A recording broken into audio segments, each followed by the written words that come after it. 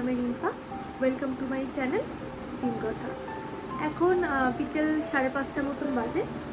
ঋত্বিক হয়তো আর 5-10 মিনিটেই চলে আসবে।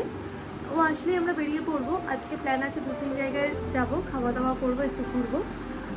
কিন্তু বাইরের ওয়েদার ঠিকঠাক নেই, জানি না ওই 2-3 জায়গায় আমরা যেতে পারবো কি না। তা আগে বেরোই, প্রথম যে জায়গাটা যাওয়ার প্ল্যান আছে সেখানে যাই, তারপর ওয়েদারের উপর ডিপেন্ড করছে আমরা বাকি জায়গাগুলো যেতে পারবো কিনা, দেখা যাক।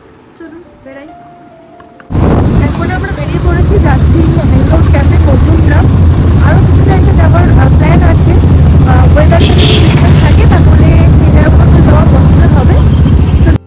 রাজারহাট থেকে মধ্যমগ্রাম যাওয়াটা বেশ সহজ, অনেকটা রাস্তাই বেশ ভেতর ভেতর দিয়ে চলে যাওয়া যায়, মেন রোডে ওঠার দরকার পড়ে না। আর গাড়ি বা বাইক যদি হাতে থাকে তাহলে এই রাস্তাগুলো তো অ্যাক্সেস করা আরো সহজ হয়ে যায়। এই যে মোটামুটি অনেকটাই চলে এসেছি, মেন রোডে উঠেও পড়েছি। এই সামনেই ক্যাফে, ভুল করে অন্য গলিতে ঢুকে পড়েছি। এর পরের গলিতেই ক্যাফেটা। এই গুগল দেখে আসলে যা হয় আর কি, রাস্তা চিনতে একটু অসুবিধাই হয়। এই একদম ক্যাফের সামনে ঋত্বিক ওই বাইকটা রাখবে বলে জায়গা খুঁজছে। বাইক রাখা হয়ে গেছে, এবার ভেতরে গিয়ে বসি, দেখি কি কি পাওয়া যায়। ঋত্বিক আর আমি দুজনেই ঘুরতে খুব ভালোবাসি, মোটামুটি সময় পেলেই আমরা এদিক সেদিক বেরিয়ে পড়ি। গিয়ে বসতেই ঋত্বিক আগে একটা চিকেন নাগেটস অর্ডার করে দিল। এই যে দেখুন কে বসে রয়েছে, সে ম্যাও ম্যাও করে পাগল করে দিচ্ছে। আর এই মশাইকে দেখুন, তার আবার একটা গোফ আছে, কেমন বাবু বাবু দেখতে লাগছে দেখুন। একদম রাস্তার উপরেই ওপেন ক্যাফে, চারিদিকটা বেশ খোলা, আর বেশ একটা স্লো মিউজিক চলছে, বেশ ভালোই লাগছে।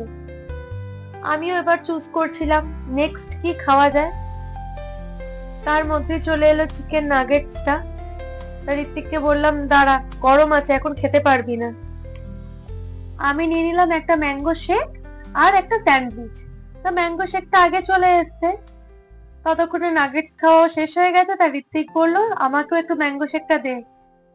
এই যে স্যান্ডউইচটাও চলে এসছে। খাবারের টেস্ট গুলো কিন্তু বেশ ভালো, একদম ফ্রেশ। এই মোটামুটি খাওয়া হয়েই গেছে, এবার আমরা বেরিয়ে পড়বো। এখন আমরা যাব পাটুলি। আপনাদের তো বলেইছিলাম যে আরো একটা জায়গায় যাওয়ার আছে। তা দেখলাম ওয়েদারটা এখন ঠিকঠাকই আছে, বৃষ্টি হচ্ছে একদম ঝিরে ঝিরে, অত গায়ে লাগছে না। তাই ঋত্বিক বললো চলো বেরিয়েছি যখন ঘুরেই আসি। আর যেমন কথা তেমন কাজ, আমরা দুজনেই আর 7-5 চিন্তা না করে বেরিয়ে পড়লাম। এখন ওই 7:30-8টা মতন বাজে। এই সময়টা রাস্তায় প্রচন্ড জ্যাম। এই অফিস টাইম তো, সবাই বাড়ি ফিরছে দিনের শেষে, আর সবার তারা বাড়ি ফেরার। আর থাকবে নাই কেন বলুন, দিনের শেষে কত কারুর মা বাবা, কারুর কারুর স্ত্রী ছেলে মেয়ে অপেক্ষা করে আছে বলুন তো। কারুর কারুর আবার হয়তো এই জন্য তারা আছে যে তাকে বাড়িতে গিয়ে আবার প্রিয় মানুষদেরকে সাথে নিয়ে বেরোতে হবে।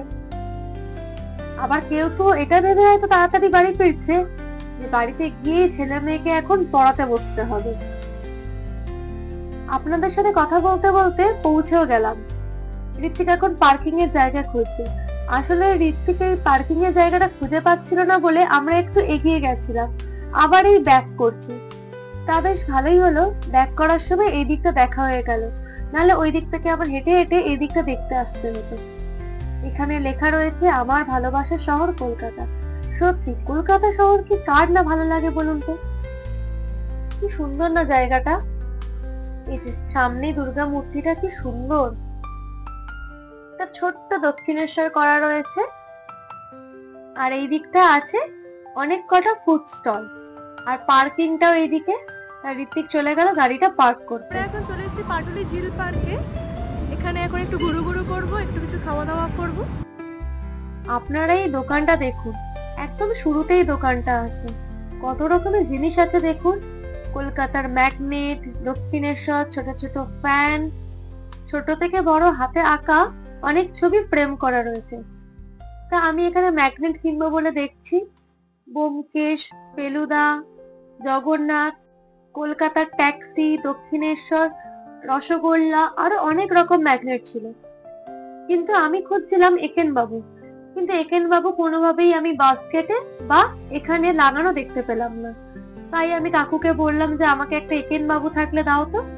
তা কাকু আবার খুঁজে খুঁজে আমাকে একটা একেন বাবু বার করে দিল। এই একেন বাবুর ম্যাগনেটটা কিন্তু বেশ অন্যরকম, আমি কোথাও এর আগে দেখিনি। ব্যোমকেশ, ফেলুদা, জগন্নাথ এগুলো তো আমি প্রায় দেখি, কিন্তু একেন বাবু পাইনি। তাই একেন বাবু পছন্দ হতেই ঋত্বিক বললো এটা নিয়ে নাও। আর এই ঘড়িটা দেখুন, একদম ছোট্ট পুচকি একটা অ্যালার্ম ক্লক। যা নেওয়ার ছিল নেওয়া হয়ে গেছে। তা আমার আবার সন্ধ্যেবেলা একটু চা না হলে চলে না। তাই আমি বারবার ঋত্বিককে বলছি যে চলো আমাকে একটু চা খাওয়াও তো আগে, তারপর যা খাওয়ার খাওয়া যাবে। তা ঋত্বিক ওই জন্যই চায়ের দোকান খুঁজছে। তা এই সামনের দিকে আমরা এগিয়ে যাচ্ছি, সামনের দিকে আছে একটা চায়ের দোকান। এখানে আরো ড্রিঙ্কস এর দোকান আছে। তা ঋত্বিক আমাকে জিজ্ঞেস করছে তা অন্য কিছু খাবি, কিন্তু না, আমার তো চাই দরকার, চা না হলে তো আমার চলবে না। চায়ের দোকান চলেই এসেছে। বাহ, চায়ের দোকানের নামটা কিন্তু বেশ ইউনিক, নচিকেতা। দোকানে বেশ নচিকেতার গানও চলছিল।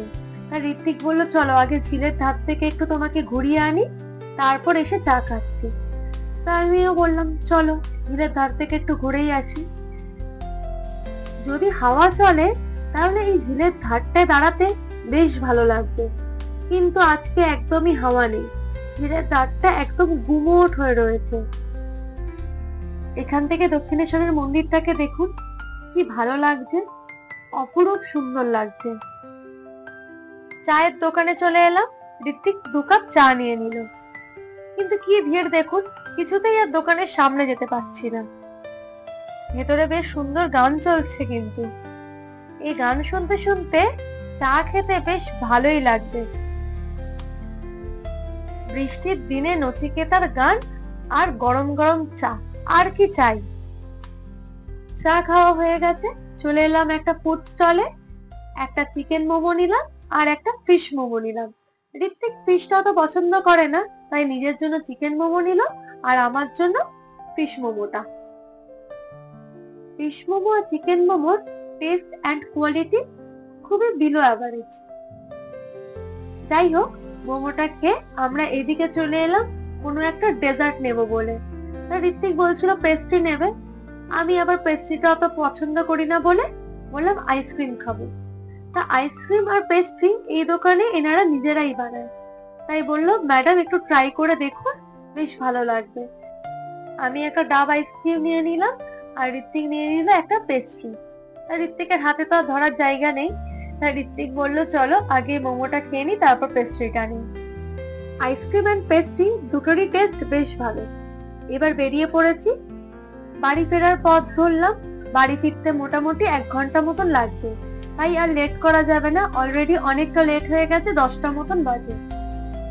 আজকে সন্ধ্যাটা বেশ ভালোই কাটলো, আর ওয়েদারটা আমাদের ভাগ্যের সাথ দিল, না হলে তো এই দুটো জায়গায় আমরা আসতেই পারতাম না। নিউ টাউনে চলেই এসেছি, আর বাড়ি পৌঁছাতে 15 থেকে 20 মিনিট। চলুন ভিডিওটা আজকে এখানেই শেষ করি। সবাই ভালো থাকবেন, সুস্থ থাকবেন, দেখা হবে আবার নেক্সট ব্লগে। ভিডিওটা ভালো লাগলে অবশ্যই চ্যানেলটাকে সাবস্ক্রাইব করে একটা লাইক করে দেবেন।